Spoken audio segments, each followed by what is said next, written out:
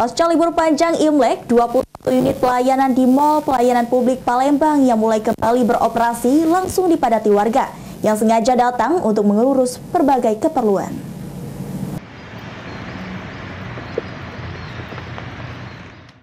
Pasca libur panjang, 21 unit pelayanan di Mall Pelayanan Publik Palembang mulai beroperasi kembali dan langsung dipadati pengunjung.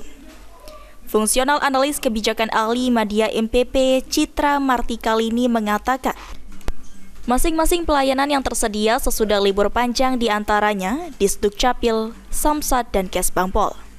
Dalam sehari 21 unit pelayanan MPP dapat melayani kurang lebih 300 orang yang dibuka mulai dari pukul 8 pagi hingga tutup jam 3 sore. Untuk jam layanan dimulai ya, saya bilangnya dimulai itu dari jam 8, tapi ada yang minta dimulai dari jam 9. Contohnya kayak kepolisian, Samsat. Kenapa mereka minta dari jam 9? Karena mereka ternyata harus apel dulu di kantor asalnya. Nah itu kan butuh waktu nih.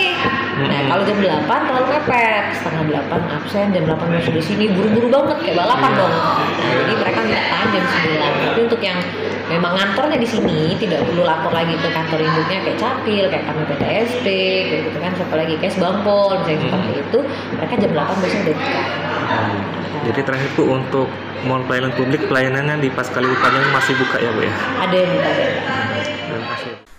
Kepala UPT Zona 1 Disdukcapil MPP Lutia Nazla, mayoritas pengunjung MPP mengurus registrasi KTP elektronik bagi pemula. Pelayanan Disdukcapil di MPP akan tetap dibuka pada saat pemilu nanti. Disdukcapil tetap membuka layanan admin duk berupa perekaman KTPL bagi pemula dan pencetakan KTPL. Jadi buka pelayanan itu dari pukul 8 WIB sampai dengan 14 WIB.